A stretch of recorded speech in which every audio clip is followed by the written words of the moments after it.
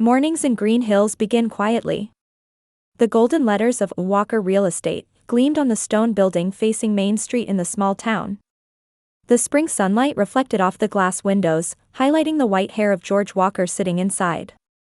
He was the most successful real estate agent in town, and his presence was deeply rooted in the social landscape of Green Hills, both as a church elder and an important member of the Chamber of Commerce. On this morning too, Elizabeth was hurrying her daughter Amy before heading to her job at the local bank. In the kitchen of their small rental apartment, she called out while clearing the breakfast dishes. "Amy, hurry up. You'll be late for school." "I'll be ready soon, Mom," came the voice of the 7-year-old girl from the bedroom. Elizabeth glanced at her reflection in the mirror. Her brown hair was beautiful, and her blue eyes were filled with intelligence.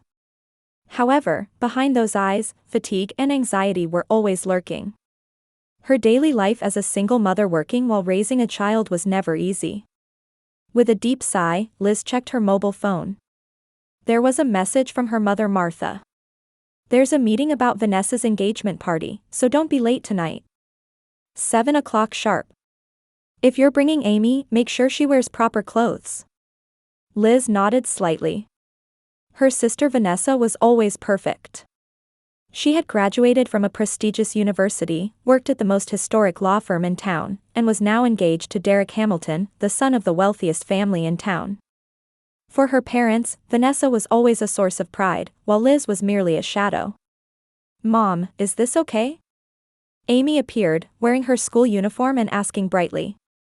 Her golden hair and blue eyes were just like Liz's. "Perfect, sweetie," Liz gently stroked her daughter's head. "Have a good day today." They left the apartment and went down the stairs from the small balcony facing the street. As they walked through town, people exchanged greetings, but their eyes always held a mixture of curiosity and pity.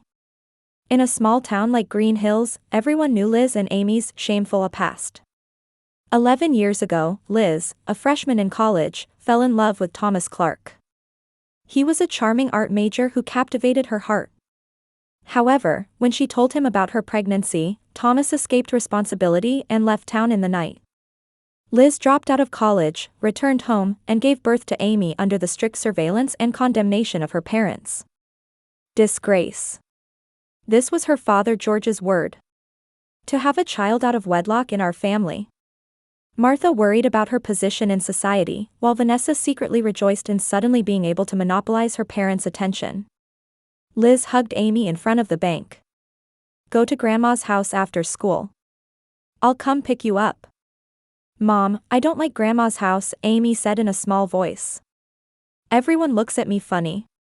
Liz felt her heart tighten. Her daughter was sensitive and could feel her place in the Walker family. Her grandparents and aunt were outwardly kind to her, but they always called her that child, excluded her from family photos, and compared her to Vanessa's success. "It's okay, you're a strong girl," she hugged her daughter.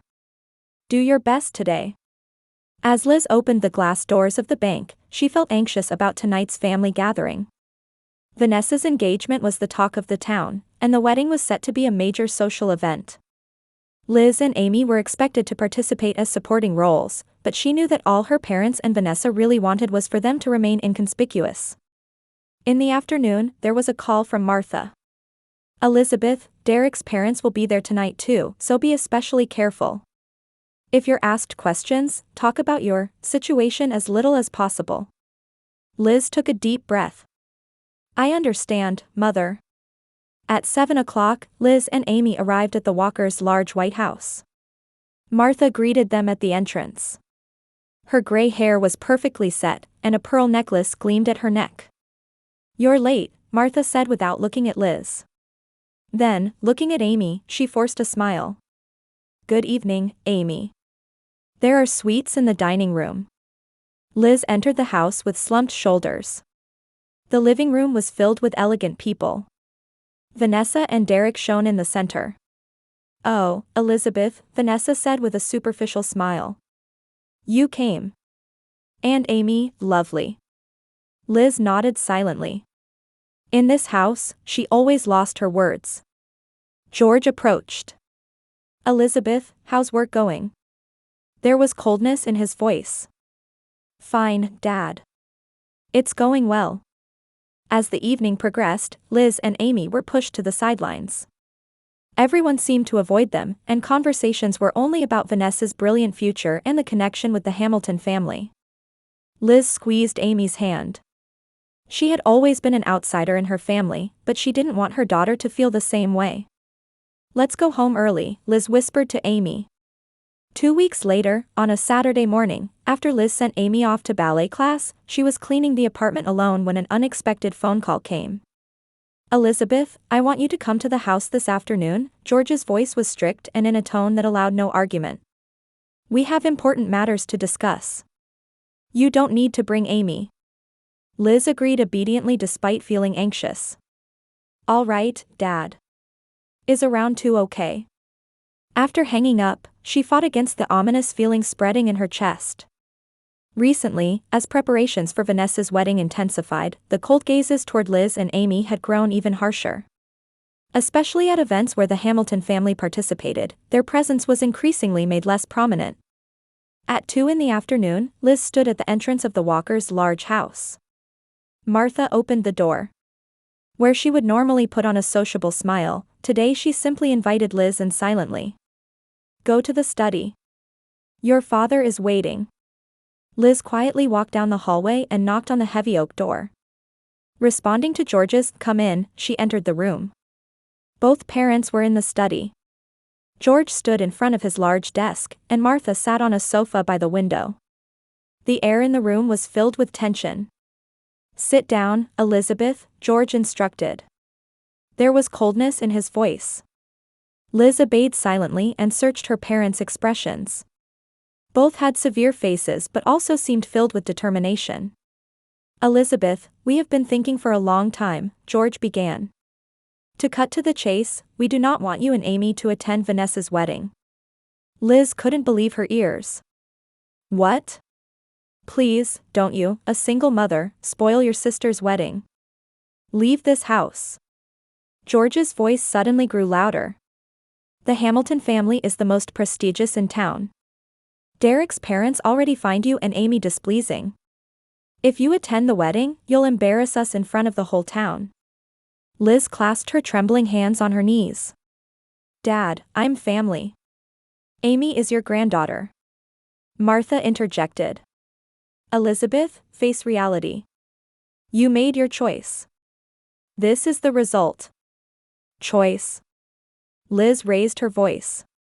"When Thomas abandoned me, I had no choices. Still, I looked forward, raised Amy, and lived on my own strength. Is that something to be ashamed of?" "That's not the issue," George said coldly.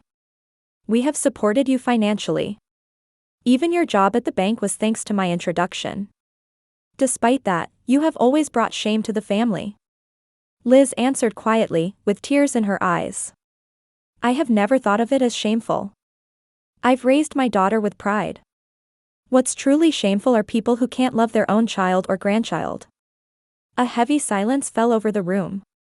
"The decision has been made," George finally said. "I want you to leave town within a week. We'll provide funds for your new life. But I don't want you to come back here again." Liz stood frozen. She realized this was an ultimatum. Something crumbled within her, but at the same time, a new strength welled up. "I understand," she finally said. "We'll leave. But someday, you'll regret this decision." That night, after Amy had fallen asleep in the apartment, Liz quietly began packing. Her belongings were surprisingly few, fitting into just 2 suitcases. She still couldn't find the words to explain to Amy. The next morning, Liz submitted her resignation to the bank. "Due to family circumstances, I have to leave town suddenly," she explained.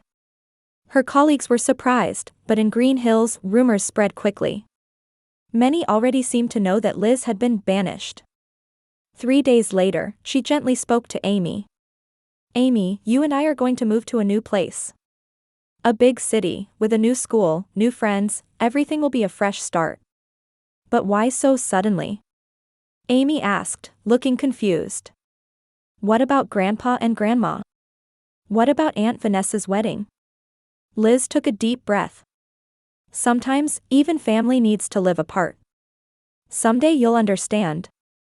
But for now, this is the best path for us. The little girl looked sad but nodded. As long as I'm with you, Mom, anywhere is fine. At those words, Liz hugged her daughter tightly. You make me strong. On the final day, Liz decided to go to her parents' home for a last. Amy was spending her last hours with neighborhood friends. With heavy steps toward the Walker house, Liz imprinted each view of the town in her mind. Most of her life spent here flashed through her mind. When she arrived at the house, Martha was waiting at the entrance. Are you finished packing? Her voice lacked emotion. Yes, Liz answered briefly. I came to say. George went out for work, Martha said, as if her husband had intentionally avoided this moment. Liz stared at her mother's face. Mom, are you really okay with this? You'll never see your granddaughter again? Martha seemed momentarily disturbed but quickly regained her composure. This is for the best. You'll understand with time. Liz said nothing. She took out an envelope and placed it on the table. These are photos of Amy. If you ever want to see her. As she was leaving the house, she passed Vanessa coming down the stairs. Her sister was wearing an elegant dress, clearly on her way to some appointment. Oh, Elizabeth, Vanessa smiled coldly. Leaving already? Liz nodded quietly. Life failure, Vanessa said as they passed in the hallway. Now even your shadow will disappear from our family photos. Liz felt her chest tighten at those words, but she couldn't open her mouth. She left the house silently, holding only the image of her daughter in her heart. That evening, Liz and Amy boarded a late-night bus leaving Green Hills with their few belongings. The funds for a new life from her father amounted to a few $1,000s. That and 2 suitcases were their only possessions. As the bus started moving and the lights of the small town began to recede, Liz quietly shed tears. Her reflection in the window seemed to symbolize a farewell to her past self. Mom, where are we going? Amy, seated next to her, asked half asleep. Liz wiped away her tears and answered in a strong voice. To a place of new beginnings, sweetheart. A place where no one will determine our worth. The bus continued north on the night highway, beginning the long journey to Chicago. Chicago's winter was much harsher than Green Hills. Amid the swirling snow, Liz gazed out the window of their small apartment on the north side of the city. 3 months had passed since their arrival, and finally, her life with Amy was starting to find its footing. The first few weeks had been hellish. Liz barely slept as she searched for a place to live with limited funds, arranged Amy's school transfer, and looked for work. But her indomitable spirit kept her going. She initially worked as a cashier at a local supermarket, served at a nearby restaurant in the evenings, and studied bookkeeping through online classes after Amy fell asleep. Mom, look. Amy returned from school and showed her a test paper. A red A shone brightly. I got a perfect score in math. That's wonderful. Liz smiled, stroking her daughter's head. You're so smart. Amy was adapting to her new school better than expected. Here, no one knew her past, and she was treated simply as a bright, intelligent girl. Liz was confident that leaving that town had been the right decision, seeing her daughter spread her wings freely. Are we doing anything special today? Amy asked. It's Friday. Liz smiled apologetically. I'm sorry, I have an interview at the Magnolia Hotel today. But I'll bring home pizza on my way back. How's that? Amy looked a bit disappointed but quickly nodded brightly. Okay. Good luck, Mom. The Magnolia Hotel was one of the city's finest luxury hotels. Liz had found a receptionist position advertised in the newspaper and applied immediately. Her only experience was customer service at the bank, but she was grateful for the interview opportunity. In the afternoon, Liz stood in the hotel lobby, overwhelmed by its grandeur. Crystal chandeliers, marble floors, and elegantly behaving staff. She approached the interview nervously but determinedly. Ms. Walker, your background is in banking, the interviewer said, reviewing her resume. Yes. I worked in customer service and as a cashier for 7 years, Liz answered confidently. I'm confident in my ability to remain calm in any situation. The interview progressed smoothly, and Liz proudly presented her skills and experience. Surprisingly, her experience at the small bank in Green Hills became her strength. Can you start next week? The interviewer smiled. We've been looking for someone like you. Liz couldn't hide her surprise and joy. Of course. Thank you. The new job transformed her life. The salary was nearly double her previous pay, and the hours were regular. Amy could participate in after-school programs, and Liz could quit her evening part-time job. Their lives slowly but surely stabilized. About a year after starting work at the Magnolia Hotel, Liz was working at the front desk one day. Late in the afternoon, a man in an expensive suit hurriedly entered. I'd like to confirm my reservation. Michael Bradford, his voice was calm, but fatigue showed in his eyes. Liz checked the computer. Mr. Bradford, we've been expecting you. Your suite is ready, but there's one thing I need to confirm. She frowned while looking at the screen. Your conference room reservation is for tomorrow at 10 a.m., but it seems there's another booking at the same time. The man looked confused. That's impossible. My assistant confirmed it last week. Liz responded calmly. Please wait a moment. I'll check right away. She quickly picked up the internal line, spoke with the event management department, and then smiled at Michael. Mr. Bradford, I've resolved the issue. It seems there was a small error in the system. Your room has been changed to the grand ballroom, and preparations are already underway. There will be no additional charge. Michael's expression softened. That's excellent service. Thank you. He looked at her name tag. Elizabeth. Please call me Liz, she smiled. Is there anything else I can help you with?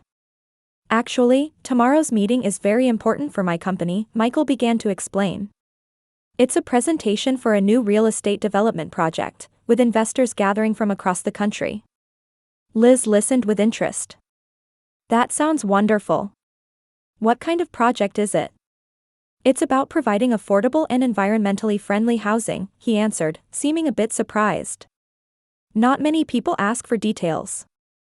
I know a bit about real estate, Liz smiled. Previously, in a small town, at a real estate company. She hesitated for a moment. My family was in the real estate business. Over the next few days, Michael nodded to Liz several times. His meeting seemed to have been a great success, and on the day before leaving the hotel, he appeared at the front desk again. Liz, thanks to you, my stay was extremely comfortable, he said. Actually, I have a proposition. There's an assistant position open at my company. I'd like someone as capable as you. Would you be interested? Liz was speechless. Are you serious? Of course, Michael smiled. The salary is better than here, and the hours are flexible. Most importantly, I think it's a place where you can use your skills. A week later, Liz began working at Bradford Real Estate Development. Working with Michael exceeded her expectations. He was fair, passionate, and listened to her opinions. After a few months, their professional relationship gradually became personal.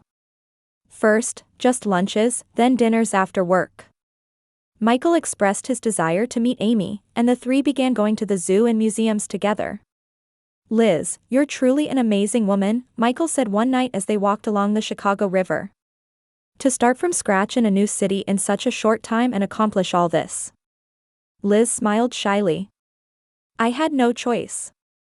I had to be strong for Amy. That strength is what attracts me to you, Michael took her hand. You and Amy are special. That night, after their first kiss, Liz felt the dam of emotions she had suppressed for so long breaking. She told Michael everything. About life in Green Hills, her relationship with her parents, and how she was banished. Michael listened silently and finally embraced Liz. They didn't have the eyes to see your worth. But I do. 3 years after they began dating, Michael proposed to Liz. On the terrace of his penthouse, with the Chicago skyline as a backdrop, he knelt down. Liz, from the moment we met, I've been captivated by your strength and kindness. Will you complete my and Amy's life? Tears welled up in Liz's eyes. Yes, of course. Their wedding was small but heartwarming. Amy served as the bridesmaid, and Michael's close friends attended. After the ceremony, Michael began the process to formally adopt Amy. Are you really sure? Amy asked anxiously. That I'll become your daughter. Michael gently placed his hand on her shoulder. Amy, I've thought of you as my daughter from the beginning. This is just declaring it to the world. Amy jumped up and hugged Michael. Dad. It was the first time she called him that. Liz and Amy moved into Michael's spacious penthouse and experienced the warmth of a true family for the first time. Amy took pride in having the surname Bradford and began to carry herself with confidence at school. Michael didn't miss his wife's talent. He entrusted Liz with a department of the company, and she began to realize her potential in the world of real estate development. In particular, the environmentally conscious housing project for low-income residents that she proposed became a great success and created buzz in the industry. At night, as the lights of Chicago shone through the window, Liz often reflected on the past. 7 years since leaving Green Hills. The pain of that day was still deep in her heart, but it had made her stronger. With her new family of Michael and Amy, she had discovered true happiness for the first time. What are you thinking about? Michael asked beside her. Liz smiled. How much life has changed. When I was driven out that day, I couldn't imagine such happiness awaited me. Michael squeezed her hand. Sometimes, the worst events can open doors to the best life. Liz nodded and looked at the lights outside the window. In her heart was a peace she hadn't felt for a long time. Bradford Real Estate Development was expanding its business from its Chicago base to locations across the United States. Michael and Liz had built an exquisite partnership, with his bold vision and her meticulous execution accelerating the company's growth. 7 years into their marriage, Amy had become a high school student. The Ohio project was completed 2 months ahead of schedule, Michael reported, opening the office door. Where should we expand next? Liz pointed to a map. I think Southern Illinois development looks promising. But first, let's go inspect the project in St. Louis. They began planning their business trip. Amy is busy with a school project, so it'll just be us, Liz said. In that case, how about taking a detour? Michael suggested. From St. Louis, your hometown of Green Hills isn't that far, is it? Liz caught her breath for a moment. Green Hills. It's been 10 years, Liz, Michael said gently. There might be something you can resolve within yourself. Liz gazed out the window. I'll think about it. The day after completing the project inspection in St. Louis, Liz made her decision. Let's stop by Green Hills. Just a quick visit. Entering the small town, Liz's chest filled with nostalgia and pain. 10 years had barely changed the town. The same stores, the same buildings, and probably the same gossip still dominated the town. This is the town I grew up in, Liz guided Michael through the center of town. That's Walker Real Estate. My father's company. They stopped the car and began walking down Main Street. Liz wore sunglasses and unconsciously hunched over, trying not to be noticed. Nervous? Michael squeezed her hand. A little, Liz admitted. But I'm okay. As they walked, they came upon a small church. Something was posted on the bulletin board. Liz unconsciously stopped and looked at it. And the color drained from her face. Michael.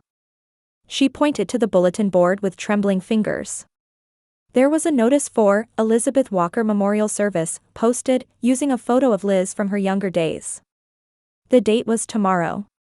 They think you're dead, Michael exclaimed in surprise. Liz was speechless. Michael led her to a nearby cafe to calm her down. They checked the local newspaper's website online. There was a small article.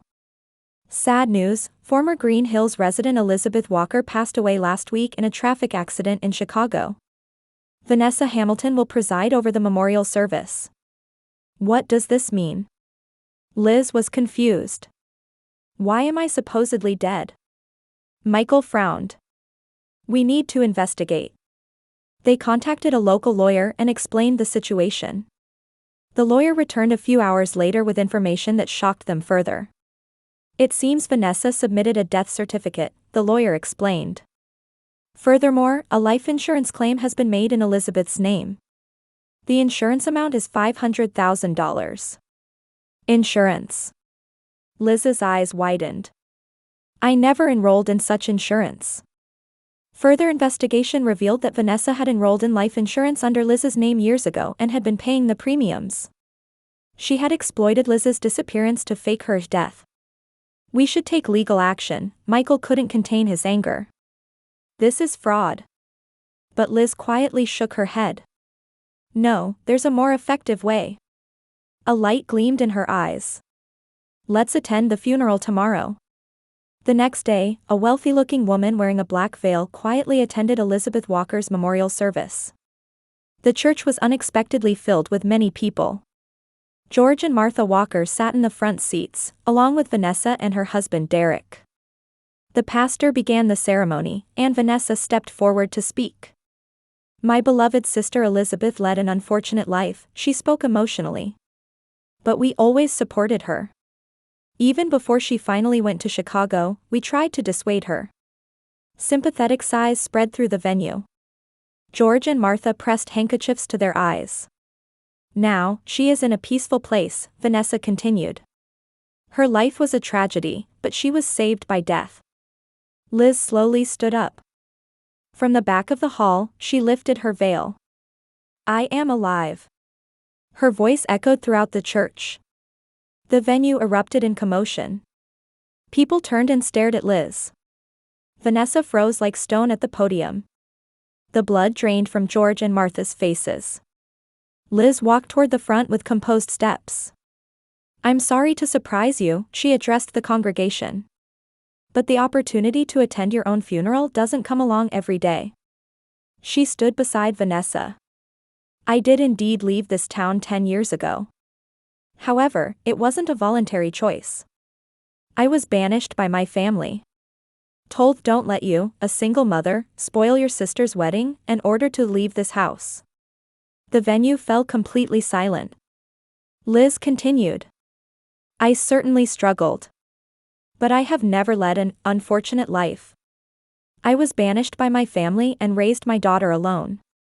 And now, I am the wife of Michael Bradford and co-manager of Bradford Real Estate Group.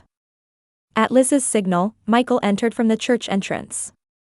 He stood beside Liz with dignified steps. And this is my real family, Liz said. We are bound by love and respect. I didn't come back here for life insurance money. I came to tell the truth. Vanessa turned pale, and Martha was in tears. George just sat there stunned. Liz quietly continued. I am far more alive than those who tried to claim me dead for insurance money. And I'm living a life filled with love. She took Michael's hand. Now, let's go home. Our family is waiting. As they were about to leave the church, Martha stood up and called out in a trembling voice. Elizabeth, wait. But Liz didn't look back. A month passed. The small town of Green Hills was shaken by a major scandal. The local newspaper reported on the Walker family's attempted insurance fraud, and in social circles, no one mentioned Martha's name anymore. George's Walker Real Estate lost customers and struggled with debt. Those who had once been central figures in the town were now avoided by everyone. Ironically, they had brought upon themselves the very shame they had feared most. Vanessa faced an investigation from the State Bar Association and was in danger of losing her law license. Her husband Derek, unable to bear her lies, had filed for divorce. The Hamilton family had severed ties with her, and she had completely lost her former shine. Back in Chicago, Liz and Michael returned to their lives. Amy was busy preparing for college and was fascinated by her parents' adventure. Mom, what will happen to Grandpa and Grandma? Amy asked one day. Liz was silent for a while. I don't know. But it's the path they chose. Actually, after achieving her revenge, Liz surprisingly felt a sense of emptiness. She may have won, but the taste of victory was different from what she had imagined. Sometimes at night, she would secretly cry. "What's wrong?" Michael noticed her tears one night.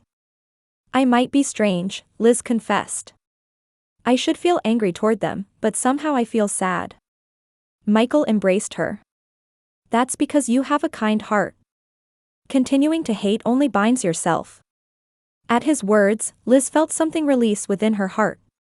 A few weeks later, Liz made up her mind and wrote a letter. "Dad, Mom. I have learned to forgive you. It comes not from weakness, but from strength. I've learned that real family is not bound by blood, but by love and respect. I hope someday you'll understand." There was no reply. However, 2 months later, a small package arrived. Inside was an old album and a short letter from Martha. "Elizabeth, this is for you and Amy. Someday, please tell her about our family. Though filled with mistakes, it is still her roots." Liz flipped through the album. It contained photos from her childhood, memories from when George and Martha had loved her. On the last page was a photo of baby Amy and young Liz. On the back was written, "Our first grandchild." Time passed, and Liz and Michael decided to adopt.